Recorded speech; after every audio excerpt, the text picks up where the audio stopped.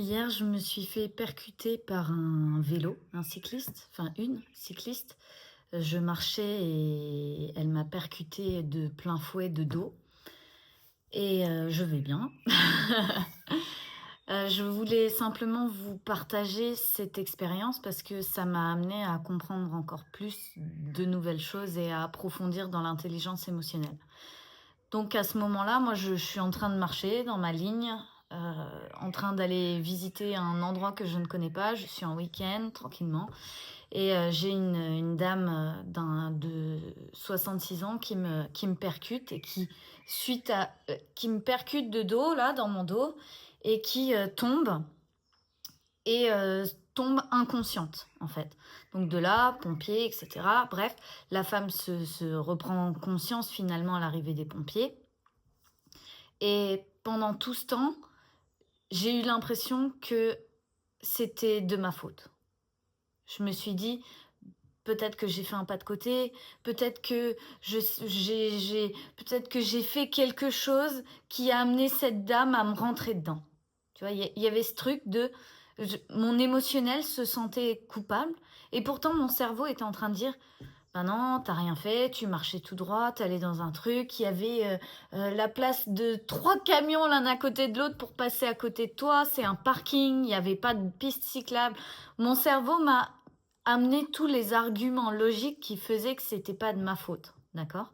Et pourtant, émotionnellement, je me sentais un peu coupable. Je me suis dit: «Mais cette pauvre dame, elle est tombée, elle m'est rentrée dedans, la pauvre, heu, c'est malheureux». Enfin, tu vois, il y avait ce truc de, je m'en veux, je sais même pas qu'est-ce que je pourrais faire de plus. Tu vois, il y avait un peu ce côté-là et je sais que la majeure partie des gens, dans ce cas-là, prennent les arguments logiques pour faire taire leur émotionnel en disant: «Bon, c'est bon, on va pas en faire un plat, nin c'est logique, c'est pas ta faute». Voilà et moi, avec l'intelligence émotionnelle, c'est quand une émotion nous travaille comme ça, c'est comme: qu'est-ce que ça vient nous dire?» Tu vois? C'est q pourquoi ça me tient au corps? Pourquoi c'est là? Qu'est-ce que ça vient me dire?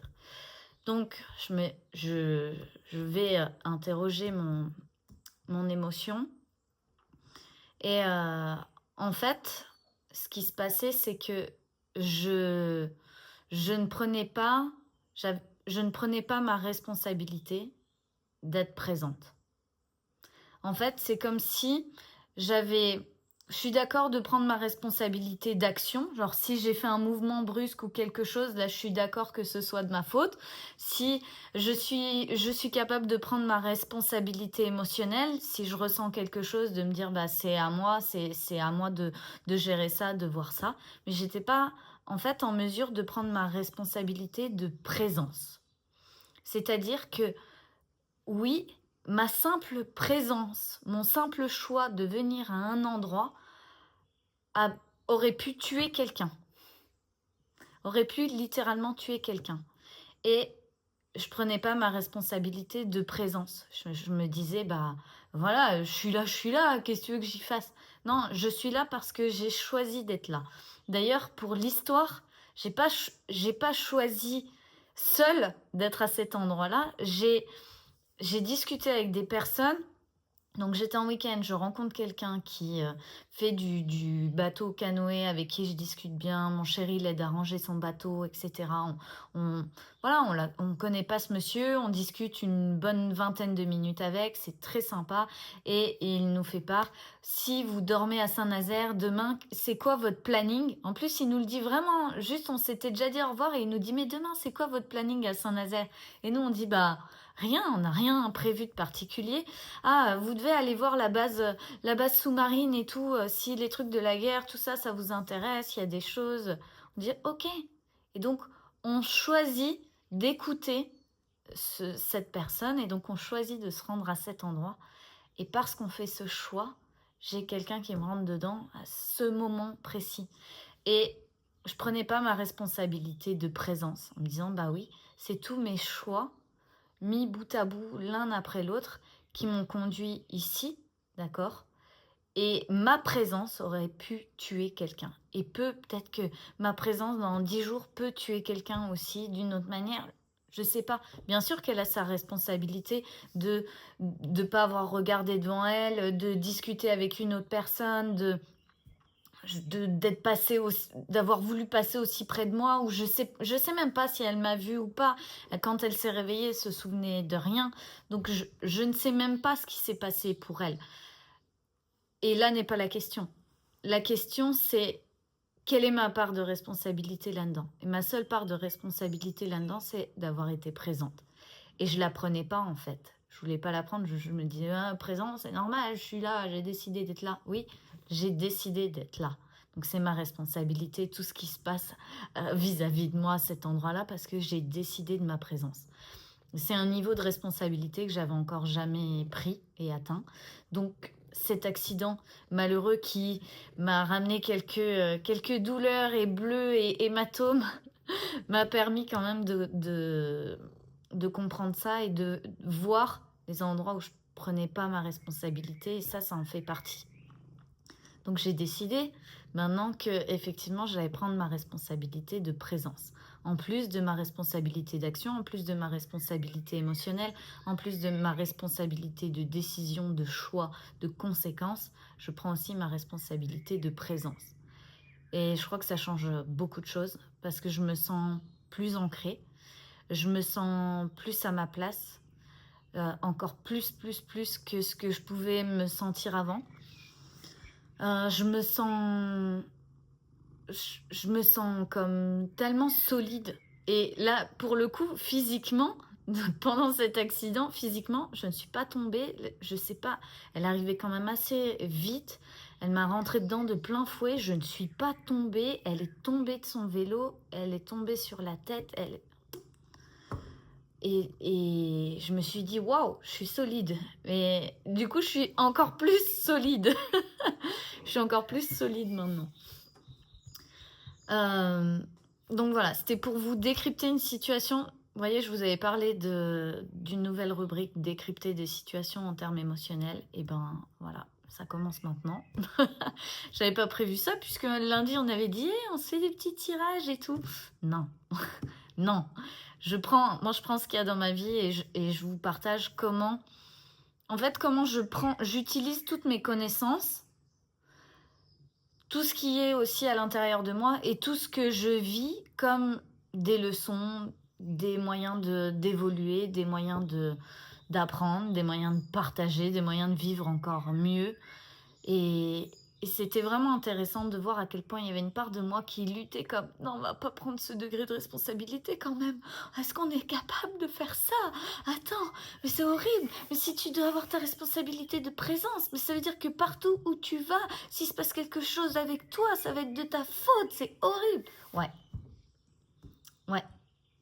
C'est horrible pour la petite fille qui est en moi, qui se dit mais non, mais moi je veux pas que ce soit ma faute parce que je voudrais juste que tout se fasse tout seul. Donc c'est injuste pour la petite fille en moi qui se dit ça.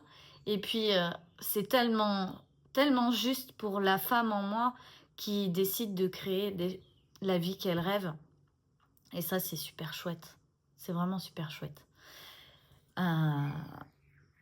Parce que je vais décider encore plus intentionnellement des endroits où j'ai envie d'aller, des endroits dans lesquels j'ai envie de m'amener, moi, de toutes ces choses, de me dire, bah ok, je marchais à droite de mon chéri, peut-être la prochaine fois, je déciderai de marcher à gauche. En tout cas, voilà, c'était un retour d'expérience vis-à-vis de quelque chose d'assez choquant et surprenant, puisque c'est arrivé, je m'y attendais pas. J'ai juste un dixième de seconde avant que ça arrive, j'ai eu l'impression, ou comme si j'entendais attention. J'ai demandé, je croyais que c'était Michael qui m'avait dit ça. Il m'a dit non, pas du tout, je l'ai pas vu venir non plus. Et donc je sais pas d'où c'est venu, j'ai eu cette sensation d'entendre attention, de me préparer à quelque chose, mais je peux pas vous dire quoi. En tout cas, dans ce genre d'événement très stressant, choquant, ce que je vous invite à faire, c'est d'être d'utiliser votre stress pour être réactif plutôt que de perdre vos moyens. Il y avait une personne sur place qui a littéralement perdu ses moyens. Elle était pourtant infirmière. Elle a enlevé le casque de la dame, ce qu'il ne faut jamais faire normalement. Elle l'a bougé, enfin tout un tas de choses. Elle a crié sur des gens. Elle était tellement dans son mode survie, pour le coup, en sortie de soi, tellement c'était paniquant pour elle, qu'elle a perdu tous ses moyens. Ça, c'est quand on arrive à un niveau de peur et d'anxiété ultime, les deux en même temps, on perd complètement ses moyens, on perd ses fonctions de réflexion, on perd tout et on n'est absolument pas utile dans ce genre d'événement. Donc bien sûr, c'est facile à dire comme ça, mais en tout cas, quand vous vous retrouvez face à ce genre de choses, essayez de revenir dans votre corps plutôt que d'être là. C'est genre, ok, je reviens dans mon corps et je m'entraîne à réfléchir avec mon cerveau. Je m'entraîne. Parce que même vous pouvez déjà vous entraîner sur des petits événements où vous voyez que vous êtes en train de stresser, de paniquer, de perdre vos moyens, genre je sais pas, de la prise de parole en public ou gérer un truc imprévu ou quoi que ce soit, je sais pas.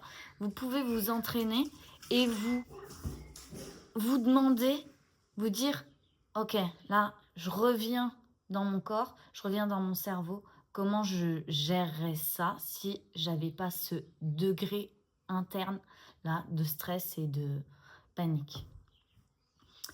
Voilà, je vous fais des gros bisous et je vous dis à demain.